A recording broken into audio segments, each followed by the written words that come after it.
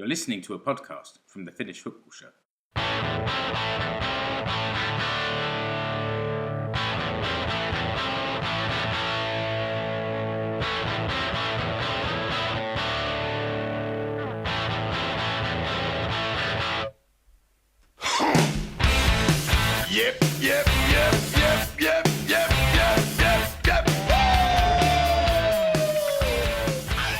Yes, this is the Finnish Football Show. I'm Mark Wiltshire and I don't have an intro written out today.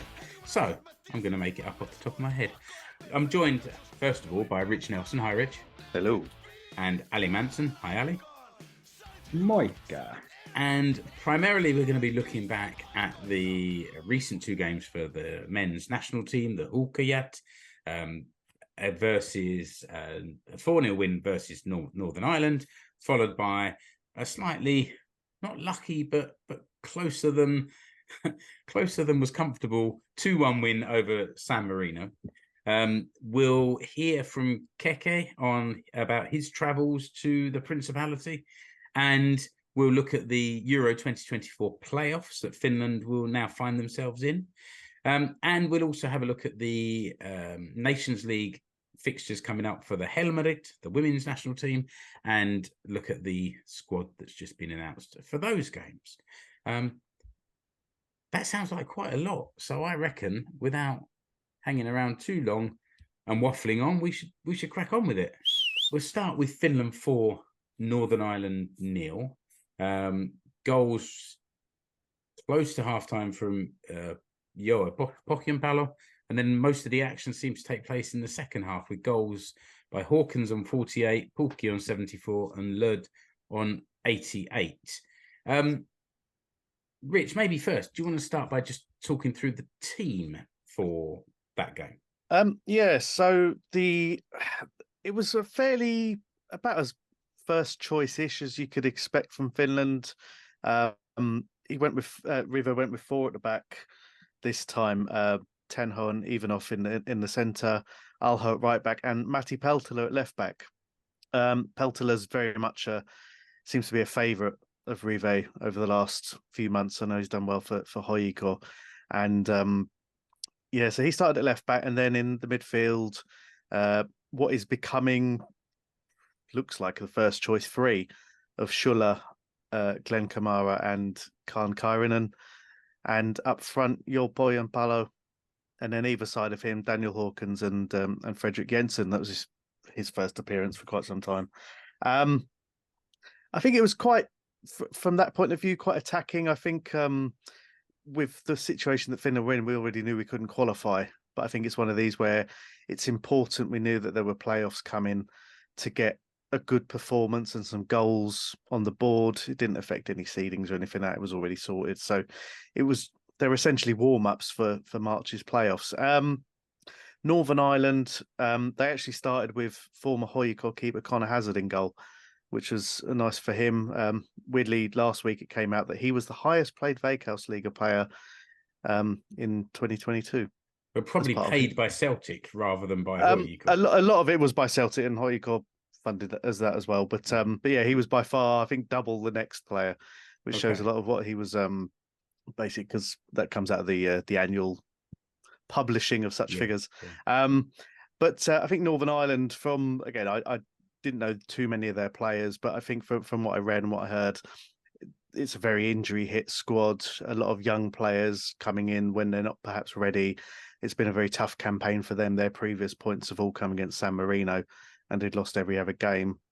They, as you'd probably expect from Northern Ireland, made it tough for Finland. They were certainly resolute and, I guess, energetic and lively. They had a couple of very, very half chances, but they were just really strong and tough. And in the past, I think Finland, they lost to Northern Ireland in Euro 2016 qualifying, and I think it was one of those that it just seemed like a breakthrough was needed, and Pohjanpalo's penalty just before half time really kind of helped getting that going in at 1-0 up in that game made a massive difference, because I think going in at 0-0 people would have started to get a little bit kind of frustrated and that. But it was a tough attritional kind of first 40, 45 minutes. Well, Ali, were you at the game?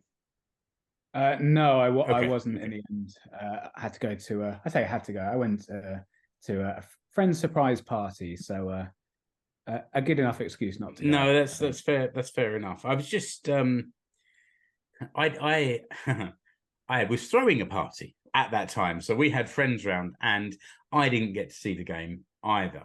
And the kind of comments that were being made in our WhatsApp group weren't making me rush to find a place on the sofa and check in. But the first half sounds like it was quite hard work up until that goal. But I'm guessing the the start of the game and the first half was about as good as welcome a homecoming for Conor Hazard as it was ever going to get, because the second half certainly got away from him. And I noticed that he had the lowest sort of player rating, I think, in the whole game. So either of you answer this. You know, was it down to him, or did Finland really pick it up in the second half? Well, I mean, on that, if you look at all the goals, I don't really know if Hazard was at fault for any of them. I think all of them were excellent finishes. I mean, the penalty, even if he goes the right way, it was so in the corner. That would have been tough to stop. And then I think all the other goals were excellent finishes. Yeah, I didn't watch it live. I've only watched the sort of the 8-9 minute highlights. But from that, it didn't look like he made any gaffes at all. I just think, yeah, sort of as Rich alluded to, we just needed that little bit of patience. Got the goal before and after half time. I think, yes, Northern Ireland, if they had kept it 0-0 in the first half, they would have taken some heart into that. But the fact that we got the goal, and then I can just imagine that, you know, the Northern Ireland team talk at halftime will be, you know, one that they've had to change because of that late goal in the first half, and then conceding an early goal in the second half when it's 2-0. You know, I wouldn't say that their heads dropped, because they did still created a few chances, but after that, it's sort of, you felt that it was a matter of how many are Finland going to get, rather than Northern Ireland getting back into the game. Yeah, 3 minutes before and 3 minutes after half time is a very nice time. Perfect. To score. That second goal from Hawkins was lovely. I think his emergence into the Finland team in the last 6 months, I think it's shown. I mean, he always showed potential when he was at SJK, and I haven't seen a lot of him since he's gone to Norway. But and the stories and the reports about him are always his pace. But I think the second goal showed his kind of movement and ball control, and it was a nice 1-2 with Kamara. But it was a great finish as well. And admittedly, he had the freedom of the Northern Ireland, that side of their defence, to run into Kamara's pass. But I think what he's doing, he's really making that left-sided attacking position his. And I think he missed, I think it was the Slovenia game with injury. And obviously that turned out to be the crucial one, really, for why Finland didn't qualify automatically. But I think his form and the performances he's shown, yes, against the opposition that he's played against, but still, he's becoming a really important player for Finland. And I think he's got a lot to offer. And again, another difficult situation that Rive is probably enjoying having. Yeah, we're not short of those sort of creative attacking players. You know, we talked about Robert Taylor in the last few months, and in the previous couple of games, he really stood out.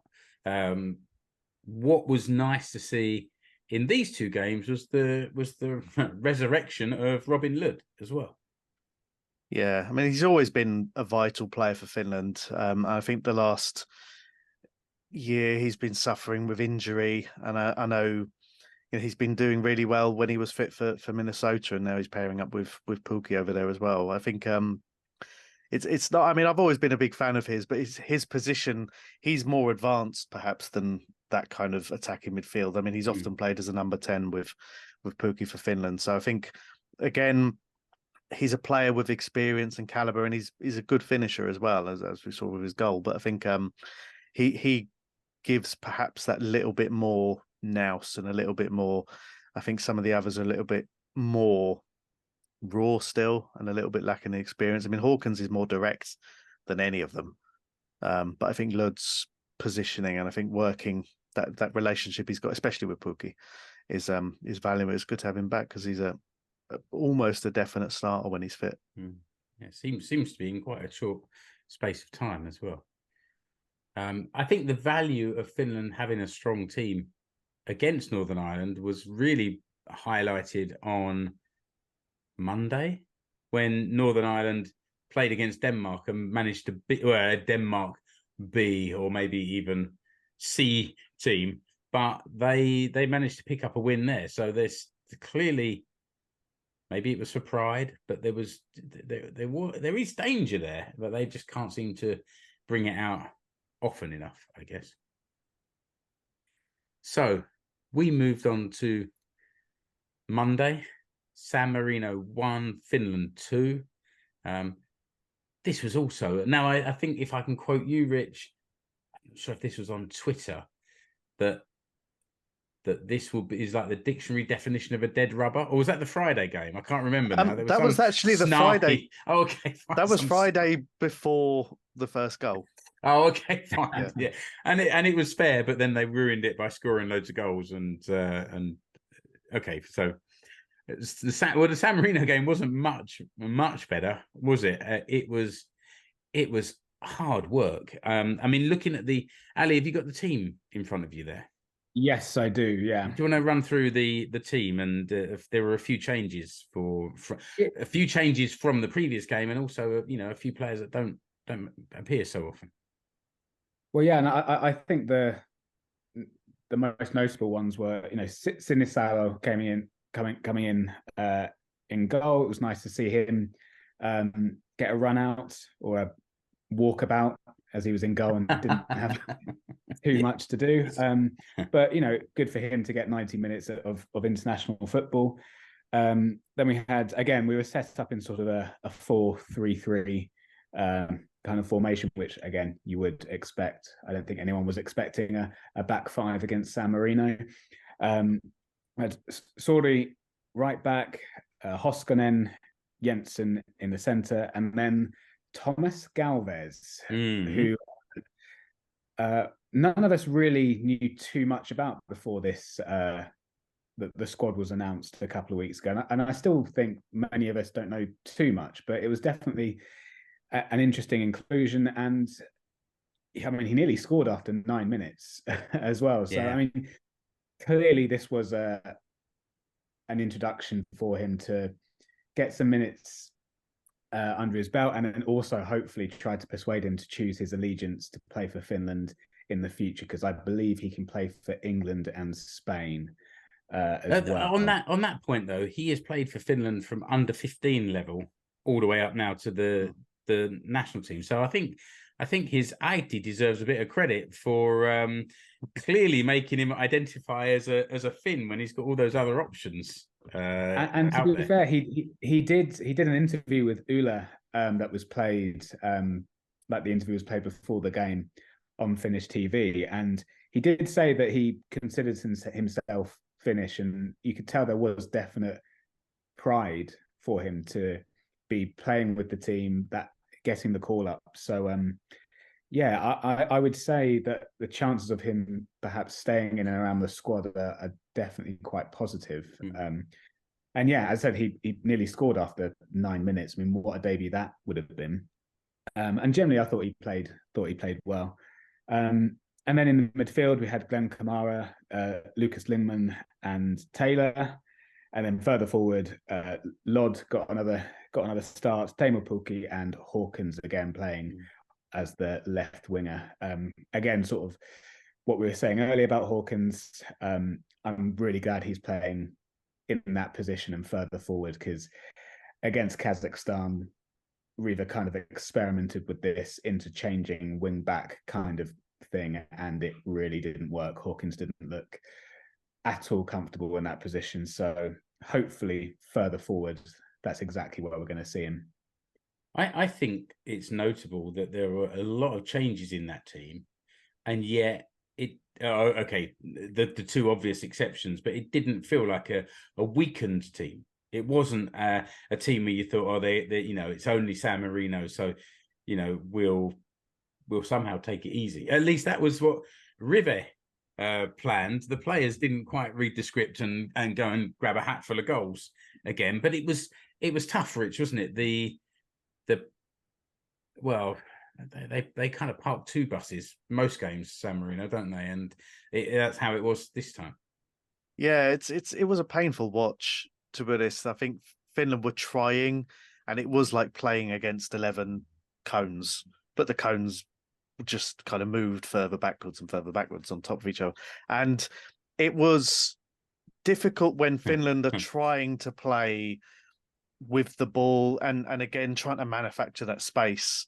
And with the players that have, especially Hawkins' pace, it's difficult when you're playing away or we're playing any team like that who are defensive, when they're not going to leave many gaps behind. And as I said, his strengths are being direct and quick, and there's nothing for him to run into. And I guess that's where, you'd want players like Lingman and Lod to kind of have a little bit more technicality on the ball, and Kamara as well. But I think, San Marino just, it's hard work, isn't it? But, bear in mind, they were coming into this game and their ambition appeared to be to score a goal, and having scored in their previous two qualifiers as well. And as we know, they managed to get an injury time penalty, and I think it was the first time in 20 years that they've scored in 3 consecutive games now.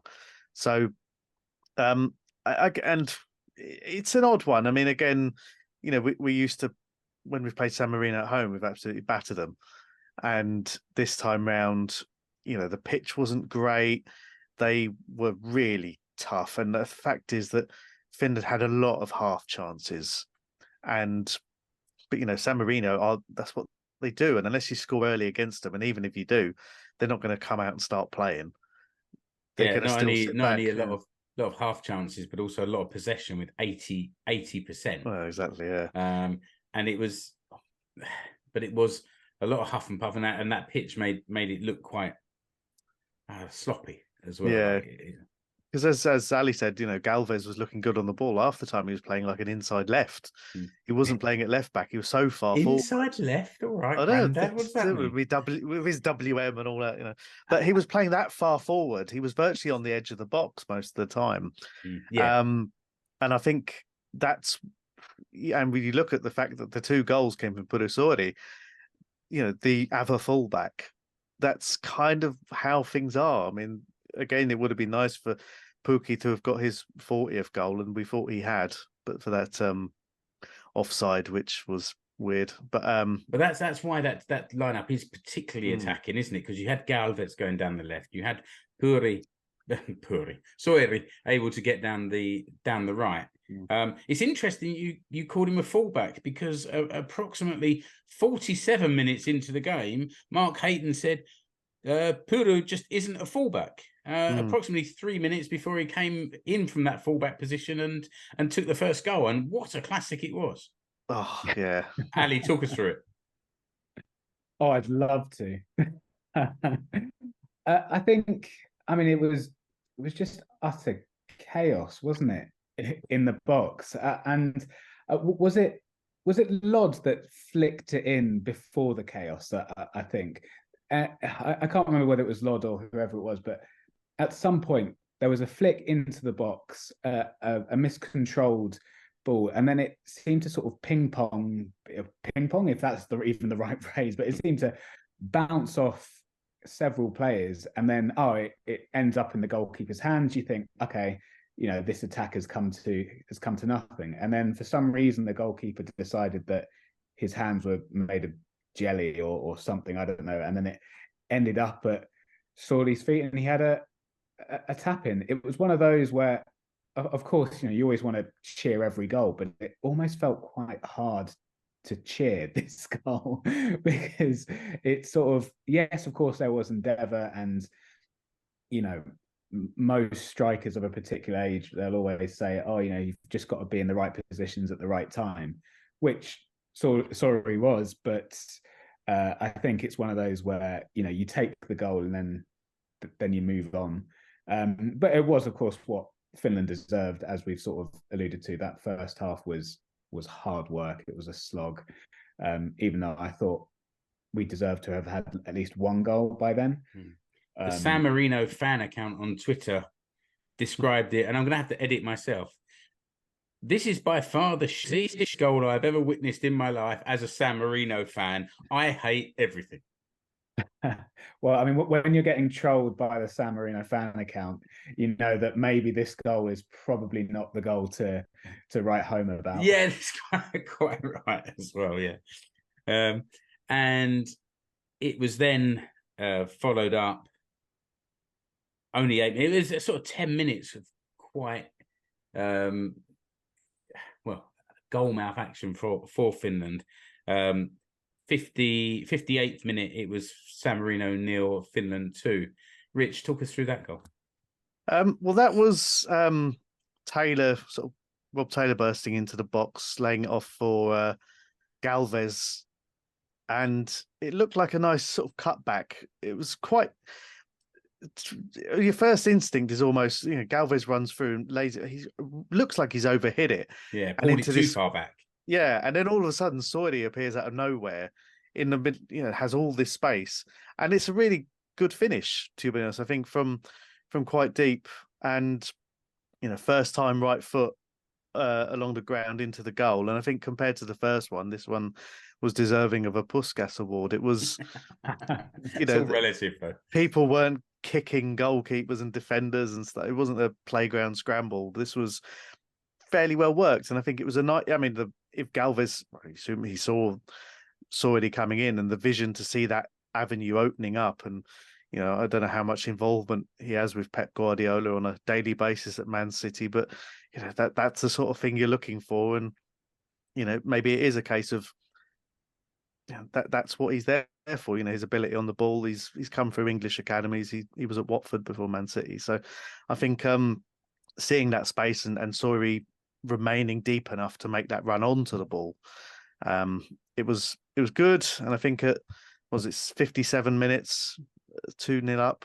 Maybe again we were hoping that the floodgates would open further, and they did not. Well, they nearly did. I think there was. Oh, sorry, Mark. No, I was going to say, Ali, they nearly did. Yeah, open I was just on the 60th minute. Yeah, give or take. Yeah, I think that there was the period after that second goal, maybe for about 10 minutes, where, I mean, obviously there was the disallowed goal for offside, and then I did still feel after that second goal that a third and a fourth was coming. So I think maybe for 10 minutes after that, it was still. I say the word enjoyable loosely, but at least it was some kind of positive, progressive, again loosely, football. But as soon as it got to the 70th minute, it did feel like, okay, well, if we score again, we score again, but we're not gonna overstretch ourselves. And I think also, even though I thought the subs when they came on, did all right. They did okay. Nothing, nothing to really criticize. The subs did sort of get rid of any kind of rhythm and momentum that was potentially being built. After the Pukki goal was disallowed correctly, I made one note between then and the San Marino goal, and that was on 76th. That Lucas Lindman was on the right, crossed the ball in, and Hoskonen got up and put a header against the post. Yeah. But yeah, it was there were few and far things. Things were few and far between worth writing about. That's for sure. Until that penalty, Rich, right at the end of the game. Yeah, 8 seconds left of normal time, of added time. Sorry, before. Yeah. San Marino had one of those kind of, it's the end of the game, just to have a go. And all of a sudden, all this space has opened up. And, I mean, Richard Jensen, what a terrible tackle that was. It really was. It wasn't a dangerous or nasty tackle. It was just badly timed and nowhere near the ball tackle. Yeah. Wasn't it? I mean, it was just one of those where Finland were forward, Jensen was the last man. And and the attackers got through. I mean, the thing is, he wouldn't have scored. I could have let that a shot. It would have probably been all right. Stay on your feet. He wouldn't have scored. He's picked up a booking out of it as well. And yeah, I mean, it's what everyone wanted to see. San Marino getting basically a free hit on goal at the end of the group. This was the final act of the group, and this is San Marino getting a penalty. And I mean, you feel bad because Finland have been on the front foot for 94 and a half minutes, and then this happens. And again, Sinisalo would have liked to have come away from this with a clean sheet, and that defence as well. I mean, I think San Marino had only ever scored once against Finland, and that was in 1994. And I think by then Finland were already 4-0 up as well. So it's one of these things that, it's unfortunate, but it got the niche part of Twitter that's still remaining. Get everyone a good laugh, didn't it? Yeah, it certainly did. And Keke actually went to the game over in San Marino, and he's got a few thoughts about how that goal was celebrated. But so let's head over and hear from Keke all about his trip to San Marino. So, San Marino away. Another one done. Another great trip with Huuhkajat and all the SMU and Finland fans. I flew from London to Bologna, met up with the guys, and we had a night in Bologna, Saturday night. Went out for a few drinks and some dinner. We visited a local restaurant in Bologna and had some pasta ragu. Apparently they don't call it spaghetti bolognese, it's pasta ragu there in Bologna. So that was a great evening, a few beers, as I said. Next day we made our way by train to a smaller town called Cesena, where we were accompanied by quite a few Finland football fans who had also sussed out that there was a Serie C match. So yeah, Serie C, third Italian division, taking place in Cesena.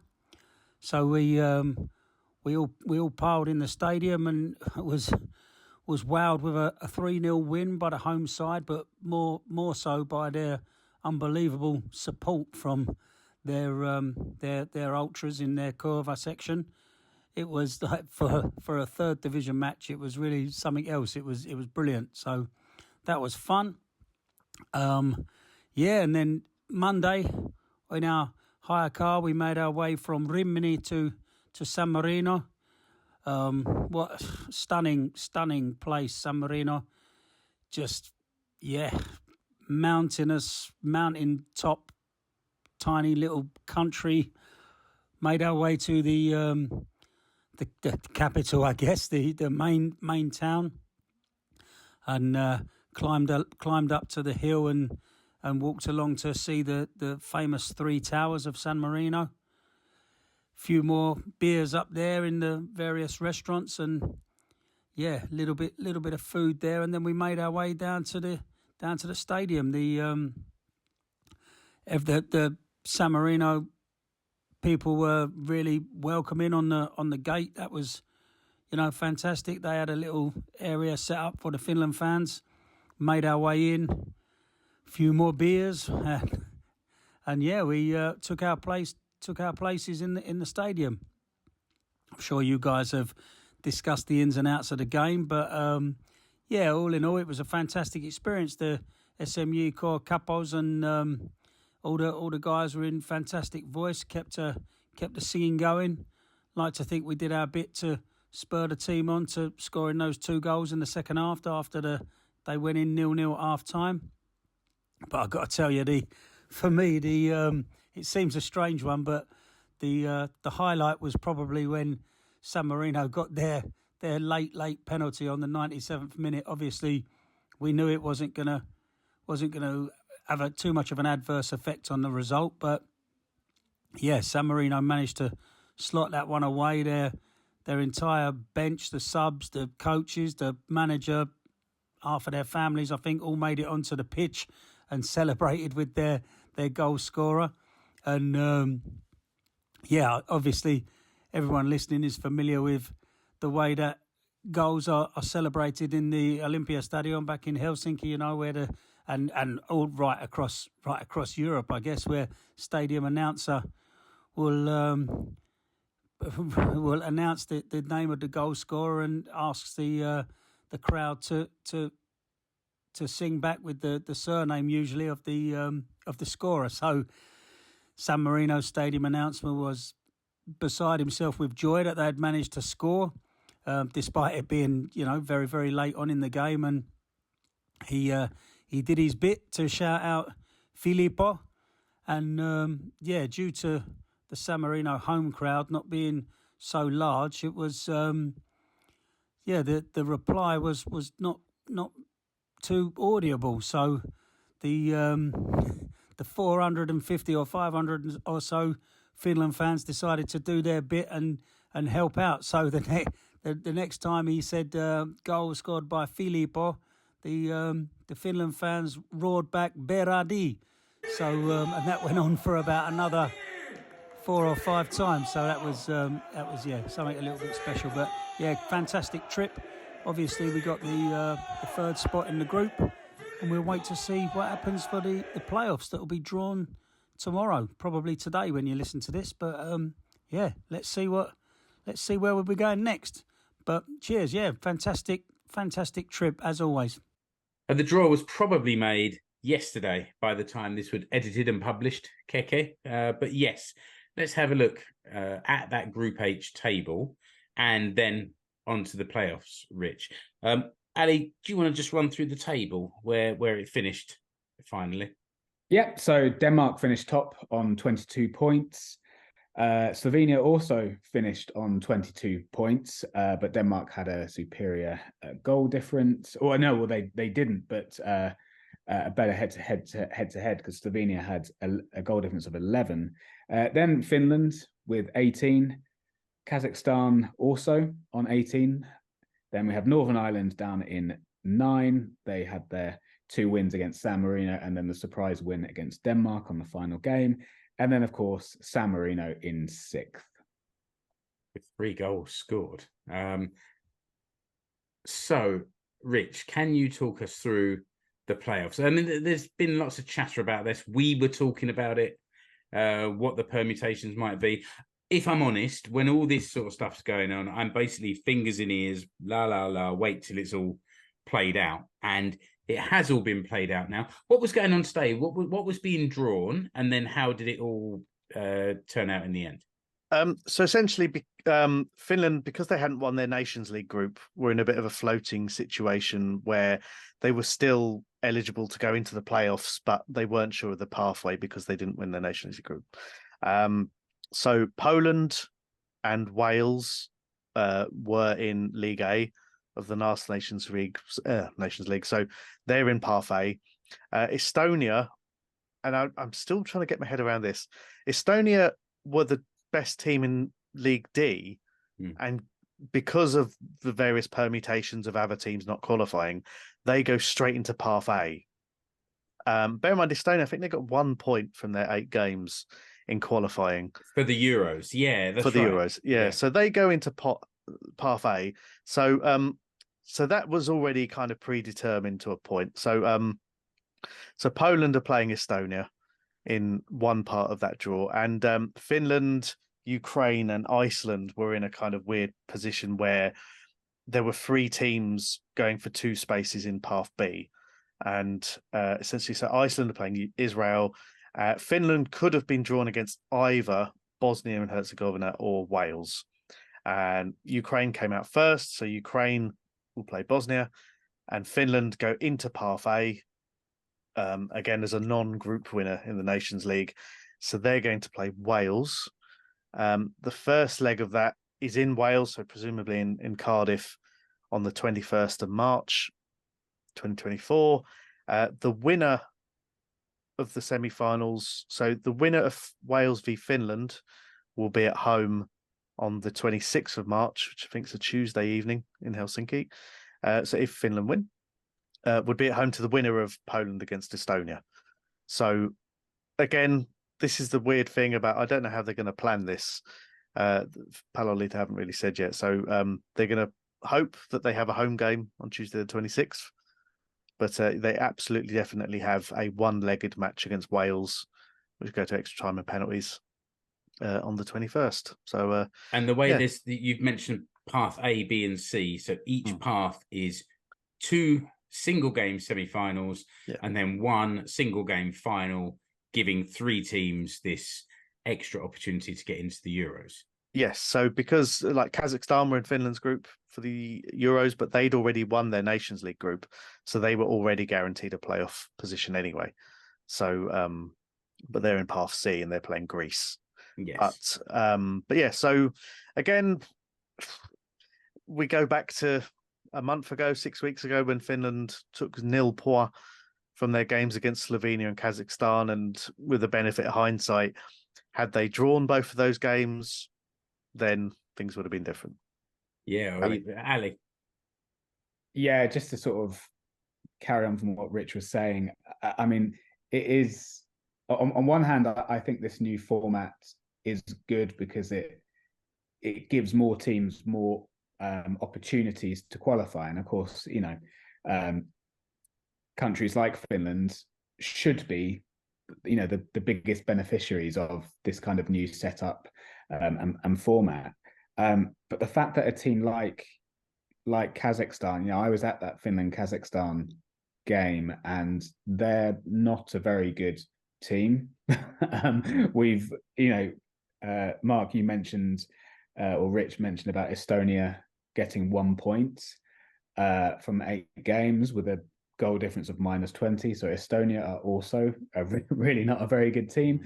So it sort of, you know, baffles me a little bit that, you know, Finland, who finished on 18 points, again, maybe we only have ourselves to blame with those, you know, the Slovenia and the Kazakhstan games in October. But looking at it, you do sort of scratch your head and think it was a missed opportunity, because now Finland have just, made their lives a little more tricky, because away to Wales, even though, you know, they're without Gareth Bale and maybe they're not quite the team they were a couple of years ago, they're away to Wales in a wet Thursday night in Cardiff is certainly not an ideal game for us.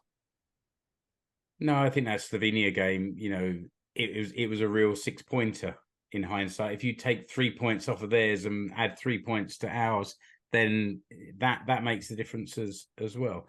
I think the home advantage for Wales is the one thing that concerns me a bit. I think they're not a good team and they're not in good form.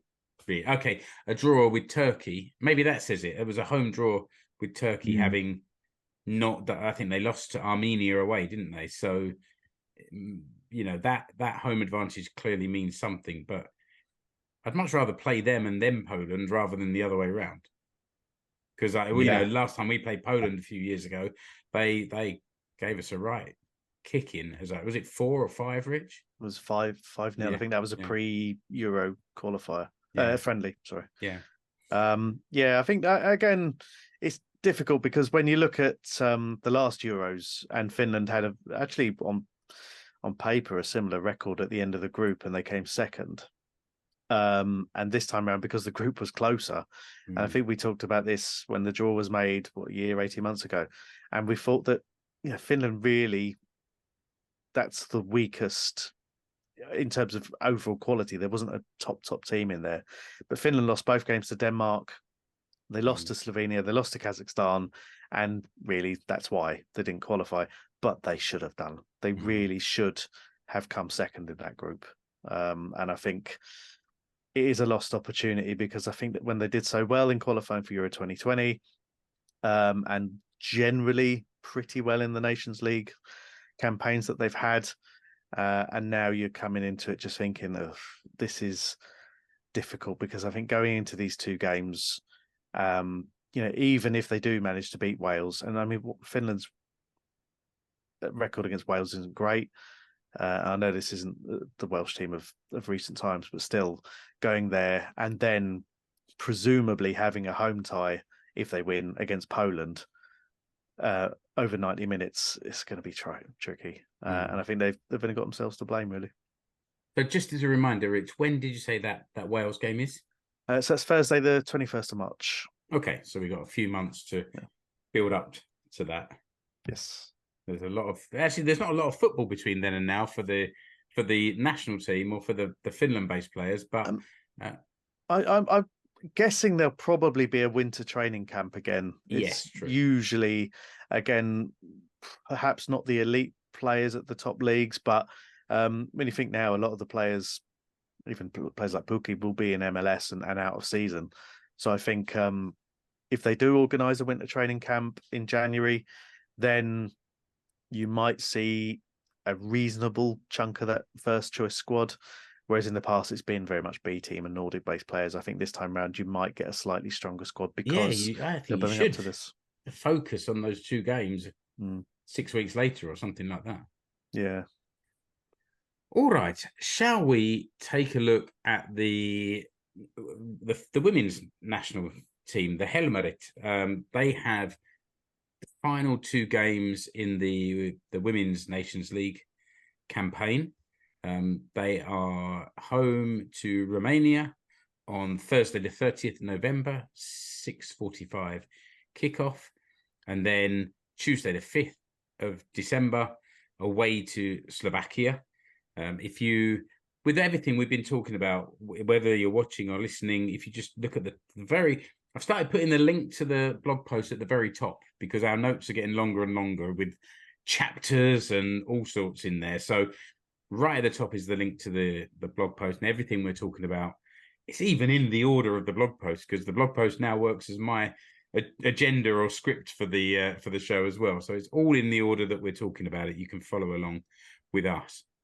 There's also the links to the where you can watch the games on Yle Kaksi or Yle Arena as well. I normally get Keke to run through the whole squad. Shall I do that this time? Shall I be Keke? And then we'll talk a little bit about who's in and out. Yeah, you be Keke today. Do your best Keke impression. Oh no, I don't want to insult him. Basically, the goalkeepers, Tini Korpela, Anna Tamminen, and Anna Koivunen from Bromma Poikarna. Looks to me like a Swedish club. I don't know that club, but Milla Maisaari is out for this game, and Koivunen is in as a goalkeeper. In defence, Natalia Kuikka, Joanna Tynnilä, Eva Nyström, Elli Pikkujämsä, Emma Koivisto, Dia Peltonen, and the irrepressible Anni Hartikainen. She really caught my eye in the last couple of games. And I'm not so sure about a defender either. She was up in the Daniel Hawkins role, wide up front. In the midfield, there's Siren sisters, Emmi and Oona, Noora Herum, Emma Peukkurinen, Katariina Kosola, Evelina Summanen, Vilma Koivisto, and Emmi Alonen. And then finally up front, very familiar looking lineup mostly, Sanni Franci, Linda Selström, Jutta Rantala, Heidi Kollinen, Oona Sevenius, and then Lotta Lindström coming in from Hoiko Lindström. Rich, there's a couple of new faces in there that I've mentioned, and a couple of people to make a comment about. As Keke mentioned last time out, and over the last few months, Anna Tamminen at Hammarby she was voted the most valuable player in the Allsvenskan. Get that right. After her record-breaking run of 757 minutes without conceding a goal, and 13 clean sheets over last season in their title-winning campaign. So, again, it's an interesting one where it's almost like Ali won't remember this. Mark, remember when in the old days when they used to rotate the England goalkeepers? Yeah. And it was it Clements and Shilton, I think it was. It was, yeah. And this seems like where we are with Finland now, in that Anna and Tini Korpela seem to rotate their games. So I assume, I'm not sure which order, that one of each will start each of the two games. Yeah, probably. I Yeah. heard someone make a comment about Clements and Shilton the other day that it was a really it was because the England manager Ron Greenwood couldn't decide who was best, but actually they were very different goalkeepers, and Clements was quite modern and sort of playing on the edge of his box and happy to use his feet a bit, and it seems strange to think of that being the early 80s. And Shilton was much more of a stay in your box sort of traditional goalkeeper, and switching between those two, it's like chalk and cheese, and they were playing alternate games as well. That's I don't know. Well, we'll have to keep an eye out on the styles of Korpela and Tamminen, but they're modern goalkeepers in the modern era. So yes, and also Evelina Summanen has signed a new contract with Spurs until the end of the 25-26 season in the WSL. She's done really well since she's gone there. And I think just from what I've seen, I mean, again, my kind of view of women's football is mostly English based. I've gotten a few games over here, and Jutta Rantanen at Leicester has done really well since she's moved there in the summer. I think she scored in her debut, and I think it's. I mean, that starting spine of the squad is still looking really strong, and I think when you look at these two fixtures, and Finland are currently top of the group with 4 wins from 4 games, 10 goals and none conceded. It would be a nice bit of work from the squad to get through 6 matches, no goals conceded, 6 wins. I'd like that. And they're really spreading the goals around among the team as well. I think in previous games there's been sort of three different scorers in a couple of the games, and that's good for the team as well. I think Summanen has really started to sort of stand tall among that team. She's becoming more and more important and creating goals with some really nice passing from there in the midfield. And as I said before, Anni Hartikainen was playing high wide in the last game against Croatia, and really caught my eye. She's quite small, very blonde hair, and very noticeable somehow, and very, very effective, very lively. So I'm looking forward to seeing what she can produce in these next 2 games. Just as a reminder, the home game against Slovakia, Finland won 4-0, and then went away to Romania in the next game and won that 1-0. So, like you said, Rich, there's no goals conceded, and that could easily continue, I think.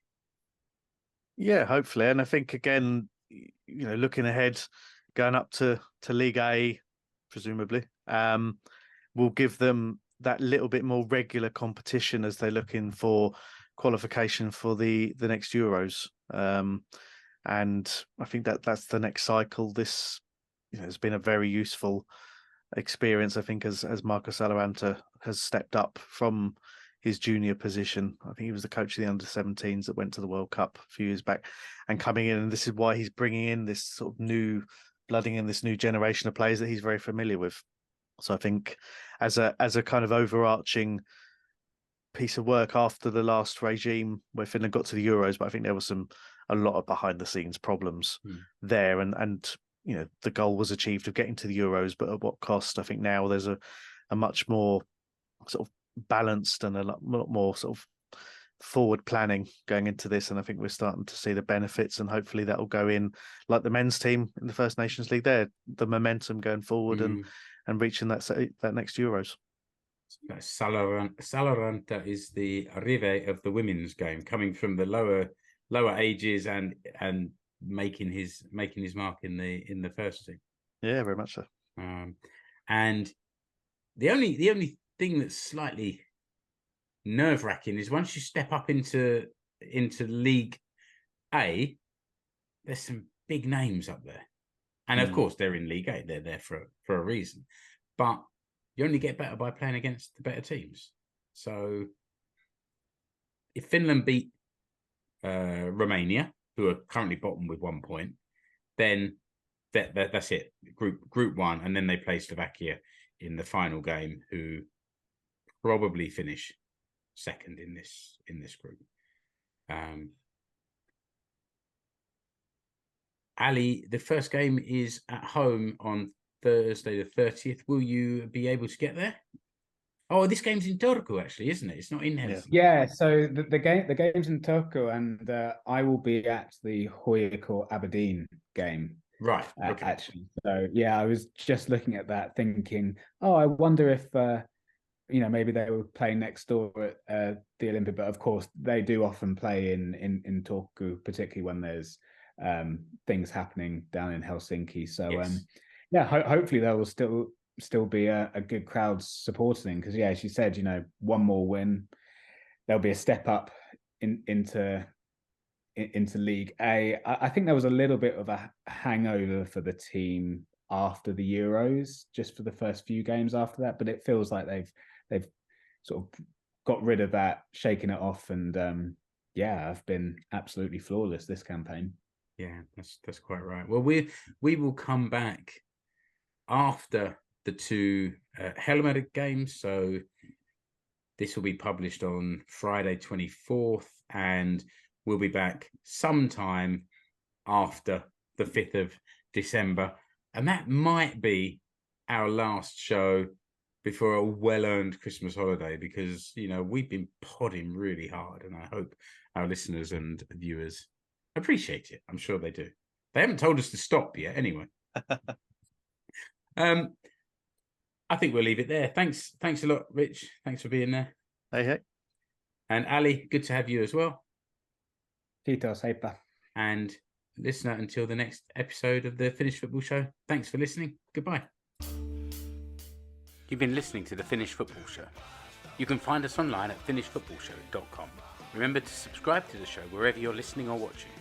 You can follow the Finnish Football Show page and group on Facebook and also on Instagram. See the links in the episode description. You can also connect with the 5 hosts on Twitter, at Explore Finland, at FC Suomi, at Escape to Suomi, at Keke and at Mano99. Links to the Finnish Football Show merch stores are also in the episode description.